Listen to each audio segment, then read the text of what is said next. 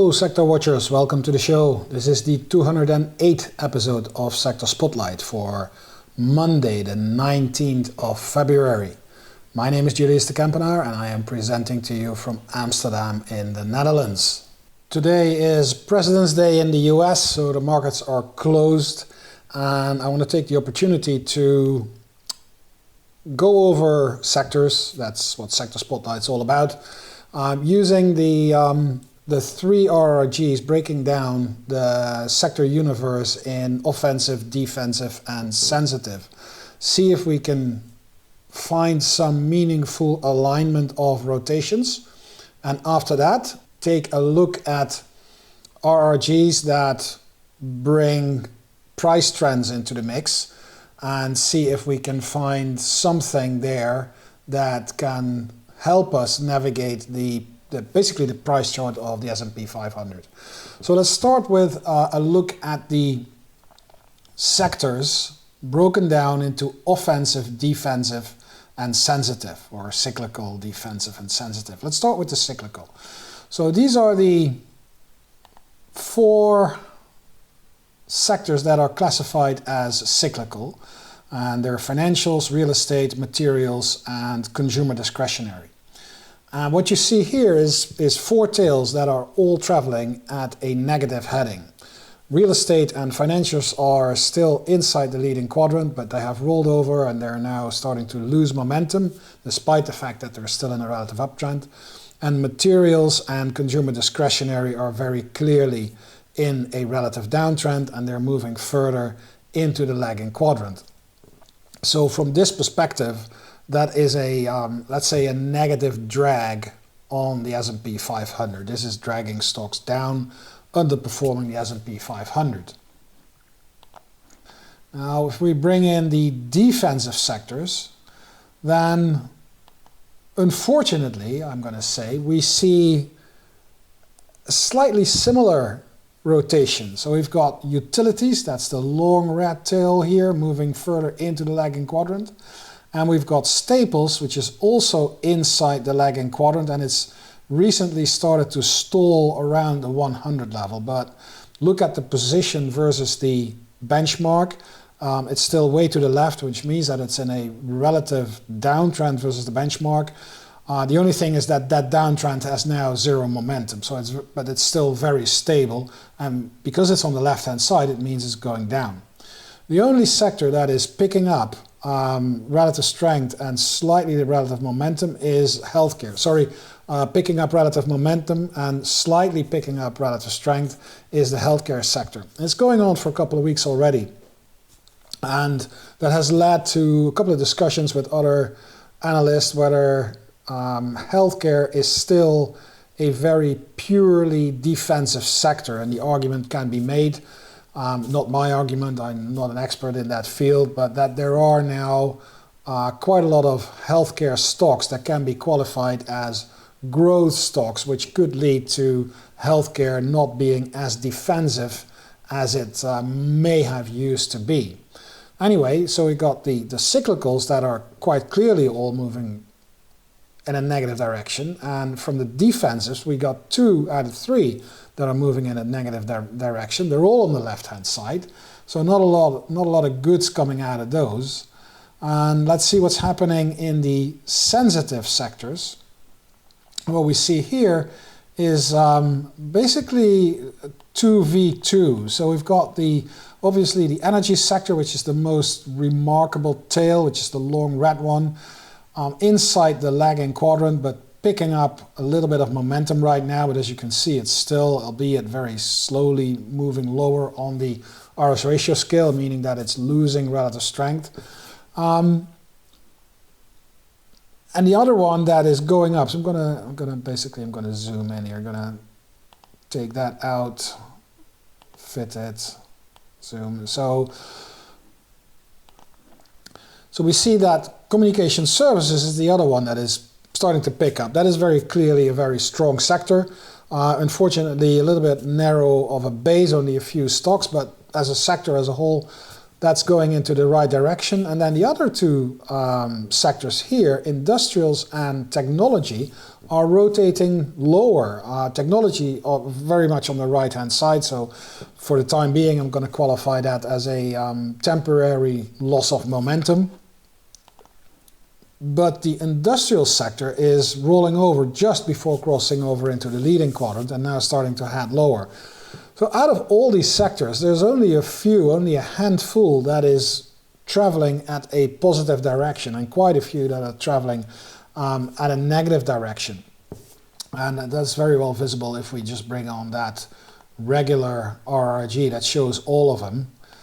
And again, I'm going to take away the healthcare because it's quite distorting. And then here you can see which ones are all pointing to a negative heading, and then only healthcare and communication services are really moving at a positive heading, and then there is staples here that is kind of stable.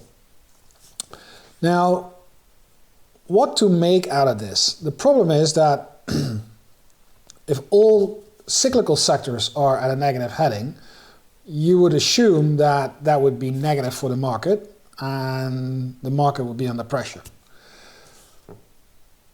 When we go to the defensive sectors, we see that 2 out of 3 are at a negative heading. Now, when defensive sectors are at a negative heading, that usually is good for the market, because that means that people are moving to defensive sectors and they're putting their money elsewhere.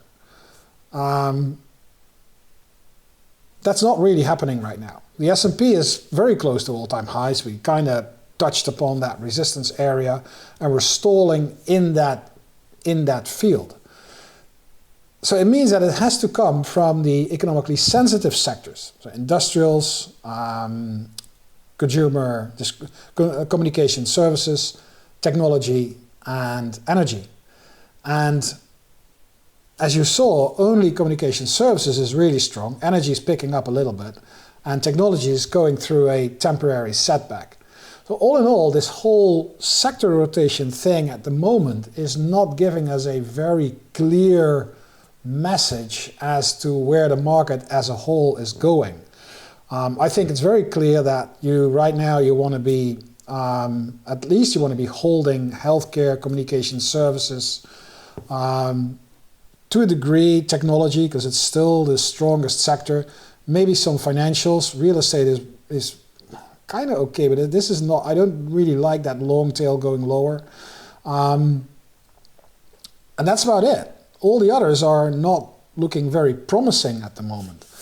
So that's a problem. It's a very narrow market. S&P so far managing to hold up. But the question, of course, is how long will that be the case? And if you look at the chart of SPY at the moment, then you can see that, you know, we had the peak here with that new all-time high at 503.5. Then last week, Tuesday it was, when we had that big drop, formed a new low and we started moving higher. But then on Thursday and Friday, we kind of stalled just below that all-time high level. So that is now becoming an important resistance level. At least that's how I'm looking at it. And what you see is that negative divergence has been building up. It's been building up for since here. And then, you know, it's not really translating into anything yet, but it is there. And for me, the fact that there is a negative divergence in itself is not super meaningful. It's only when you will see something happening inside the price chart in combination with a negative divergence, that's when you start to get, well, worried, maybe not the right word, but that's when you really start to pay attention to the divergence that's there. Now, what would that mean in terms of a price chart? I think that we've established last week already that the area, let's say around 48, 480, 4800, 4750, 48 in SPY is the most important resistance area. That's the breakout level that should now start to work as support in case of a decline. So far, if you look at this chart, higher highs, higher lows is still in place. We just didn't manage to take out that previous high. But, you know, when the market opens tomorrow, I don't know what's going to happen, but when the market opens tomorrow and we break to a new high, then that rhythm is fully intact. Only when this week we will see price action that starts to take place below that 500 level, roughly, in SPY, and that negative divergence starts to build up, that's when the odds are increasing for a market to roll over. To roll over in a sense of some sort of a correction, not necessarily a crash, but you know, if you look at the move here from October 23, that's a pretty impressive move. So wouldn't be surprised if we got some sort of a corrective move here. The only thing is we've got to sort of time and guess and gauge and guesstimate where that will end. My first target for that is 47.5, 48 in SPY. So especially when you break this, that if we don't go above breaking this low here, that's last Tuesday's low, that's 490. That'll be a double top type of pattern in combination with negative divergence in the RSI. That's usually not a very good sign. We're not there yet. So this is kind of painting the possible scenarios, and until something materializes as I just described, the trend of this chart is still up. If we go to the weekly version of this chart, you will see kind of a similar. You see that break here is that 480 level. That is a super important level. We took out the already rising resistance line. We're comfortably above that level, so we've got room at least until here again is 48.5, 48, this area here. I expect a lot of support here.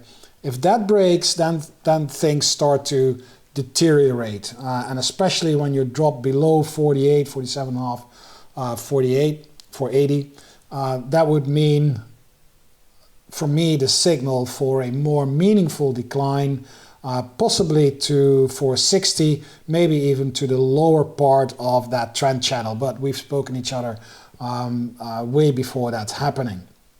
So that's the outlook for the S&P 500, and I think that the doubt and the hesitation that we're seeing in this chart is reflected in the kind of opposite directions and non-clear alignment that we've seen between the cyclical, defensive, and sensitive sector rotation pictures. Now, people who regularly watch Sector Spotlight may know that from time to time I like to take a different look and take a different angle of using RRGs. And one of the things that I thought was useful in this kind of hesitation time for the market as a whole, with sector rotation, relative sector rotation that's not really aligning, is to bring back that work that I did on RRG Breadth, I called it. There are many ways to quantify breadth looking at things, and one of the things that I found helpful using RRGs is to plot the members of a sector on an RRG and not use the sector index or SPY as the benchmark, but $1.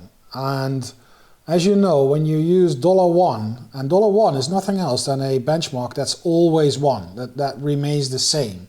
So in essence, this way of looking brings it to a price graph. It's looking at price trends, not necessarily relative trends. Well, relative against one, so that makes it a price trend. But the beautiful thing is that when you do that for each and every sector and you plot all the members of that sector, you get a very good handle on how that sector as a whole is moving in terms of trendiness, in terms of price trends. And I've opened here all 11 RRGs, or all 11 sectors in an RRG against $1. And I'm going to go through them one by one, and what I want you to look at is, or concentrate on, is where the majority of the stocks in that sector are and what direction they are moving. And obviously everything that, because it's now a price trend, everything that's on the right-hand side means that it is in a uptrend. Everything on the left-hand side is a downtrend. And if you're in leading, that uptrend is still being pushed higher by strong momentum. If you're in weakening, that uptrend is now starting to lose momentum, similarly on the left-hand side. So the one that we have on the screen here right now is communication services.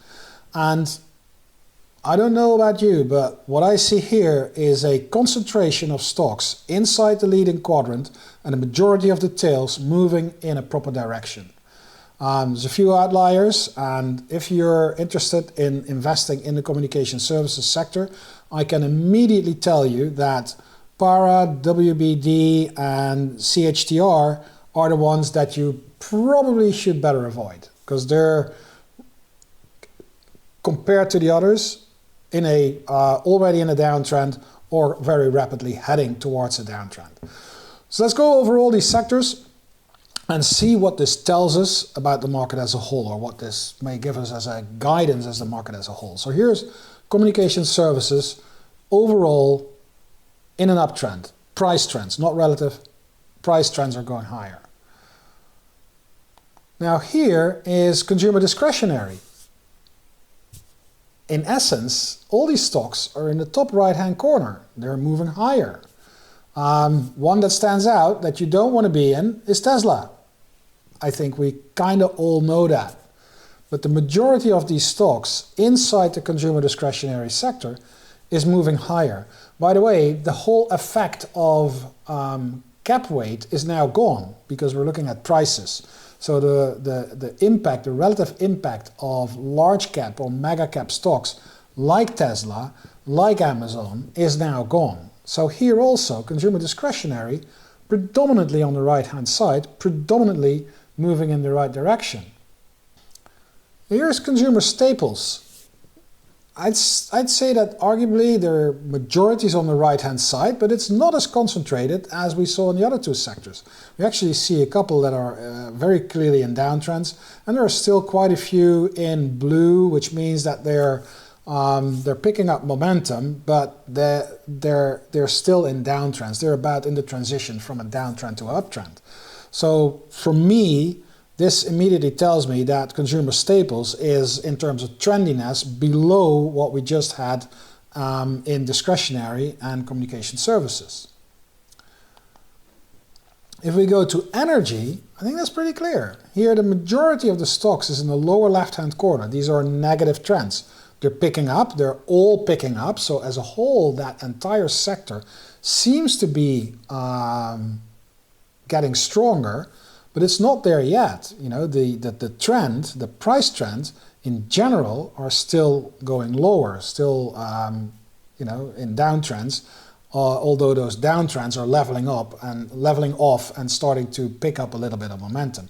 But they're not there yet. It's one of the weaker sectors from a price perspective. Also from a relative, as you've seen, but definitely from a price perspective. Now here's financials. I think that's a pretty clear picture. All of them on the right-hand side, they're losing momentum. They're very short tails, so that loss of momentum is not super strong yet. And the majority is on the right-hand side, inside the leading quadrant. And even the ones that are in lagging have started to pick up momentum. In general, this is a pretty good sector. It's a pretty strong sector from a price perspective. Here is healthcare.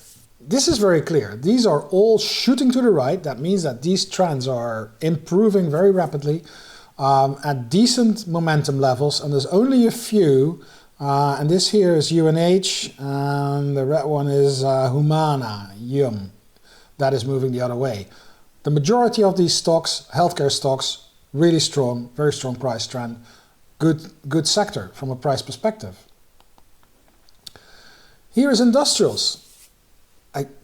All of these, top right-hand corner, majority on the right-hand side, predominantly direction northeast, and only a handful that are doubtful, or that is FDX, FedEx Corp, going in the wrong direction. So, I mean, industrial sector actually looking pretty good, price perspective. Here is materials. If you look at it, a little bit more condensed. You know, there's quite a few on the left-hand side, quite a few on the right-hand side, majority on the right-hand side, so overall still pretty good, but here's a handful that is going in the wrong direction, and here's two that are not sure whether they can make it all the way down. FMC has already started to roll over. ALB still in the right direction, but at a very low reading. I'd call this a mediocre sector from a price perspective. And then here is real estate. Everything on the right-hand side losing momentum, but they're all on the right-hand side. They're all in uptrends, in price uptrends. From a price perspective, we saw the relative picture. It's not very good from a relative perspective, but from a price perspective, it's actually not that bad. It's just, you know, we're all in uptrends, means that we went through a nice rally, and we're now kind of digesting and losing a bit of momentum while we're still staying in that price uptrend. And here is technology. Not surprisingly, the majority top right-hand corner, good tails, good direction, good RRG headings, and a handful that are not all that good, but they're still very close to the benchmark, even if they're in the lagging quadrant. So the majority of these stocks are good. I don't think anybody is surprised by this observation inside the technology sector. And then finally, we have here the utility sector, and that is, in price terms, majority is on the right-hand side, but look at how these tails are all rapidly losing momentum. So the trends are still good. They're not super strong. A few have already rolled over. Kind of mediocre, mid-sized kind of sector based on the price trends. Have you seen what I saw? There is not one single sector that has the majority or a lot of stocks inside the lagging quadrant. That means that broken down by sector, the majority of stocks is still in a price uptrend. We're losing some momentum left and right, true, but the trends are still there. They haven't rolled over. And I think that completely aligns with what we're seeing in the S&P 500. The trend is still there. We haven't broken, or we did not manage to break the recent high that was set only a week ago. But the trend hasn't rolled over yet either. And, you know, if you want to do some proper trend following, you're not going to guess or estimate, maybe gamble, when the high is in. You better wait for the evidence for the high to come in. And if I run this RRG breadth exercise, if you want to call it like that, for lack of a better word, the only thing I see is a lot of stocks on the right-hand side. Yes, with a loss of momentum. Yes, with some negative divergence in the S&P 500. But I haven't seen the proper evidence of a break of trend on a sector level, nor in the S&P 500 as a whole. I hope this will help you to navigate the market this week and also next week, because next week I will be in Dubai to present at the CMT Association's event, first event in Dubai in the Middle East. So I'll be out away from my desk for a good week. Also adding a few days of holiday while we're there, and planning to be back at my desk on the 5th of March. So hopefully I'll be able to record a new episode of Sector Spotlight in that week. I hope you enjoyed the show. Thank you for watching, and please remember, Sector Spotlight is available on demand on the Stock Chart YouTube channel, usually recorded and uploaded on Mondays. As usual, feel free to share your thoughts and ideas in the comments below the video. Looking forward to seeing you again at a new episode of Sector Spotlight 2 weeks from now. Same time, same place.